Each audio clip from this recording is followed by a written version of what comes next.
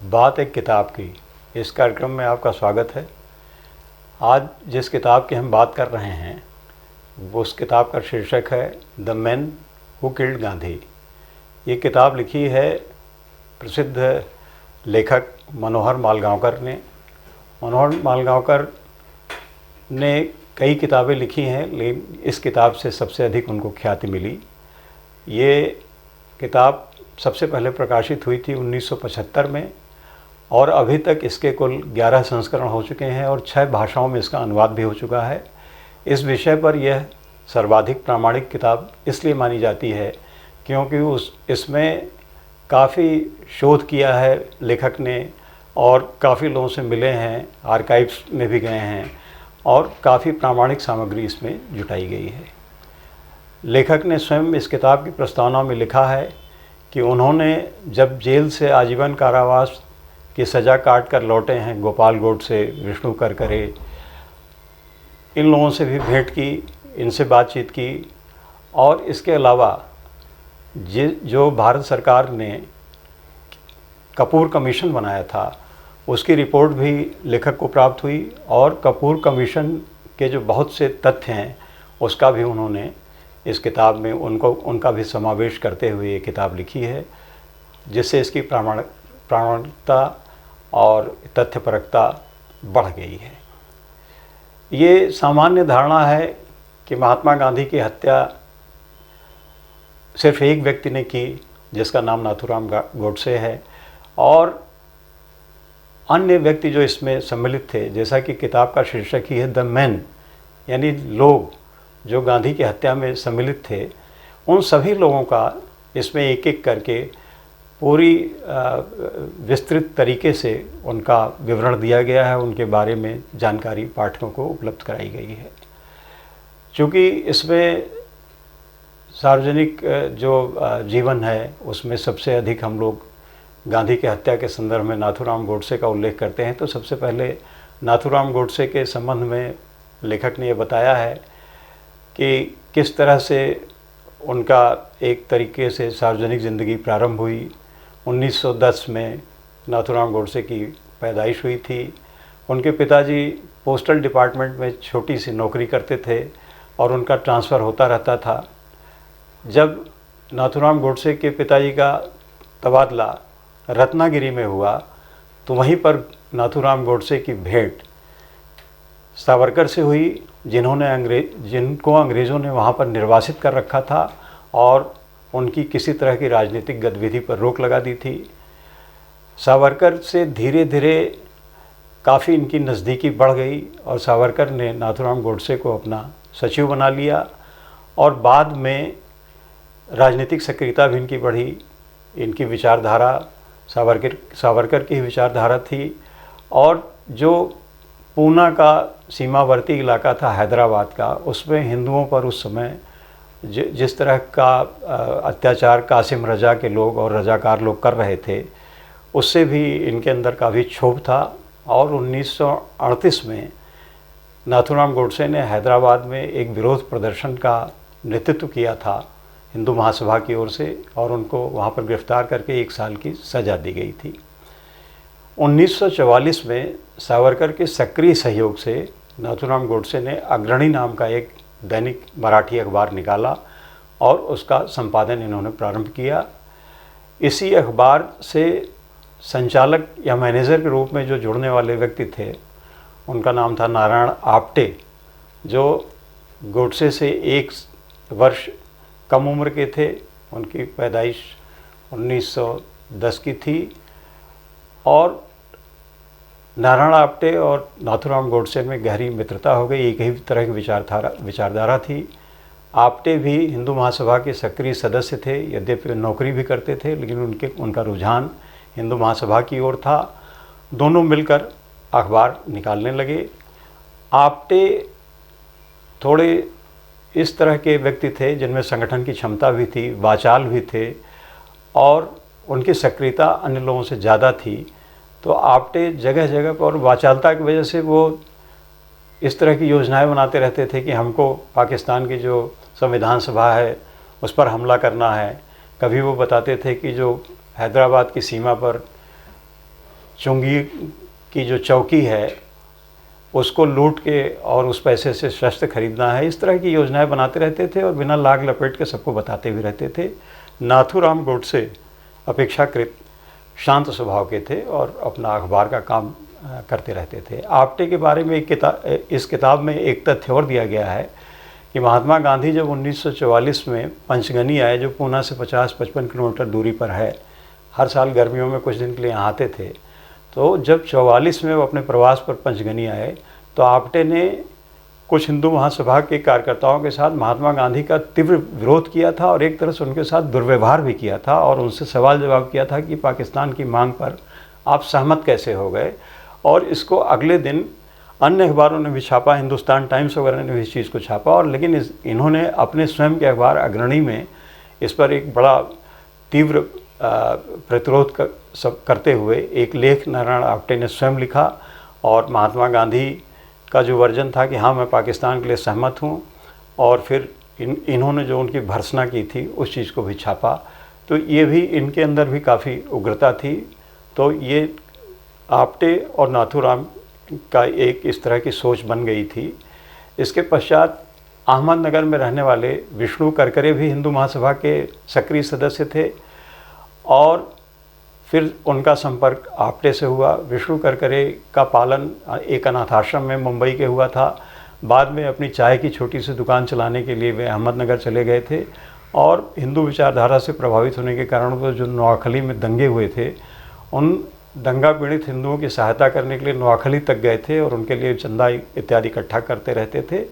तो वो भी तत्कालीन परिस्थितियों से काफ़ी क्षुब्ध थे और ये जुड़े आप्टे से, और फिर तीनों लोग मिलकर कुछ योजना ऐसी बनाने लगे कि हिंदुओं की आवाज़ सुनी जाए और इस तरह का कोई कृत्य करें जिससे पूरे देश में एक तरह का वातावरण बने।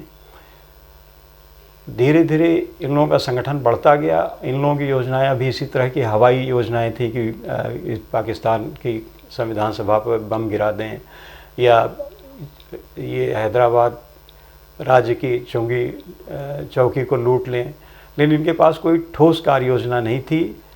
फिर इसके पश्चात एक बार जब ये लोग अपने ऑफिस में बैठे हुए थे, आप्टे और नाथूराम गोडसे, 13 जनवरी 1948 का दिन था, तो टेलीप्रिंटर पर ये खबर आ रही थी कि महात्मा गांधी ने पुनः आमरण अनशन का ऐलान कर दिया है।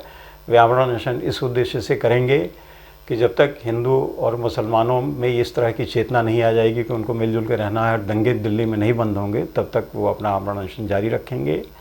लेकिन जो इस आमरण अनशन के पीछे एक अंडर करंट ये थी और जिसकी पूरी देश में चर्चा थी कि महात्मा गांधी ये दबाव भी बनाना चाहते थे इस अनशन के माध्यम से कि भारत सरकार ने जो पाकिस्तान के बंटवारे के समय जो समझौता हुआ था, तक रिज़र्व बैंक में उस समय 220 करोड़ रुपए थे, जिसका एक चौथाई 55 करोड़ रुपए भारत सरकार को देना था पाकिस्तान को। चूँकि सितंबर 1947 में उन्होंने हमला कर दिया था कश्मीर पर, और यद्यपि दिखावे के रूप में तो वो कबायली थे, लेकिन पीछे से पूरी पाकिस्तान सरकार की उसमें सहभागिता थी। इसलिए नेहरू और पटेल इस बात पर एकमत थे कि जब तक कश्मीर में शांति नहीं हो जाती, इसका समाधान नहीं हो जाता, तब तक ये पैसा नहीं दिया जाएगा। इस आमरण अनशन के पीछे यह मकसद भी लोगों को लगा, विशेष रूप से जो हिंदू संगठन थे, कि ये महात्मा गांधी इसके पक्ष में एक माहौल तैयार कर रहे हैं।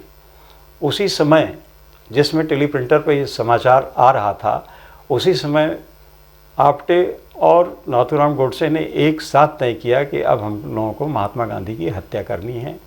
चूँकि शुरू में ये 3 लोग थे, फिर विष्णु करकरे का एक मित्र जो था वो मदन लाल पाहवा था, जो पाकिस्तान के मांडगोमरी ज़िले का रहने वाला था और विस्थापित होकर शरणार्थी शिविर चैम्बूर मुंबई में रहता था और एक पटाखा फैक्ट्री में काम करता था। उसको विस्फोटक चीज़ों की जानकारी थी, पहले वो नेवी में भी रह चुका था। उसको विष्णु करकरे ने अपने साथ संबद्ध किया और इन लोगों ने जो पुणे में एक शस्त्र भंडार चलाते थे, दिगंबर बड़गे, उनको भी अपने साथ लिया, क्योंकि उनके यहाँ से विस्फोटक सामग्री, छोटे मोटे हथियार, इनकी आपूर्ति होती रहती थी हिंदू महासभा के लोगों को या इस तरह के लोगों को। तो बड़गे को भी सम्मिलित किया और बड़गे का एक जो नौकर था शंकर किस्टैया, जो तेलुगु भाषी था, उसको भी बड़गे ने अपने साथ ले लिया। अब जो असलहे की बात थी कि अस्त्र कहाँ से आएगा, नाथूराम गोडसे के छोटे भाई गोपाल गोडसे ये ऑर्डिनेंस सेवा में थे और भारतीय सेना के साथ द्वितीय विश्व युद्ध में ये ईरान और इराक गए थे और वहाँ से एक ये बेवले स्कॉट के रिवॉल्वर लाए थे जिन्होंने अपने पास ही रख ली थी और गांव में अपने उसको छुपा कर रख दिया था। तो नाथूराम गोडसे ने गोपाल गोडसे को भी सम्मिलित किया और गोपाल गोडसे में इतनी तीव्र भावना थी कि उन्होंने कहा कि ये बेवले स्कॉट का प्रयोग मैं स्वयं करूँगा और इसी से मैं महात्मा गांधी की हत्या करूँगा, इस तरह की उनकी भावना थी।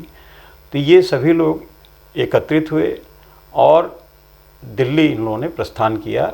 और दिल्ली में जैसा कि ये पब्लिक डोमेन में है और हम सभी की जानकारी में है कि फिर दिल्ली में ये लोग आए और इकट्ठा होकर इन्होंने महात्मा गांधी की हत्या की जो योजना थी उसको मूर्त रूप देने का प्रयास किया और इसके लिए लग गए।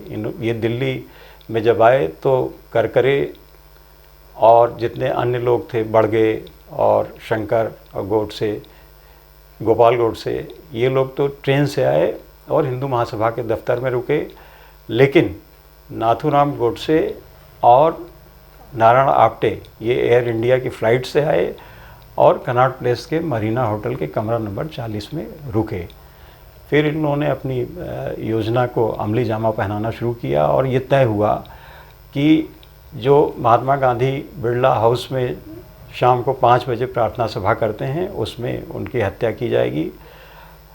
जो 2 रिवॉल्वर थी उसमें एक का प्रयोग दिगंबर बड़गे को करना था और दूसरी का प्रयोग वो शंकर को करना था जो उनका सहयोगी था। इसके अतिरिक्त सबसे पहले बम फोड़ने की कार्रवाई करनी थी। बम विस्फोट का जिम्मा दिया गया था मदन लाल पाहवा को और इसके साथ ही साथ नाथूराम गोडसे और नारायण आप्टे को छोड़ के बाकी सभी के पास हैंड ग्रेनेड भी थे जिनको उनको भीड़ की ओर महात्मा गांधी की ओर फेंकना था।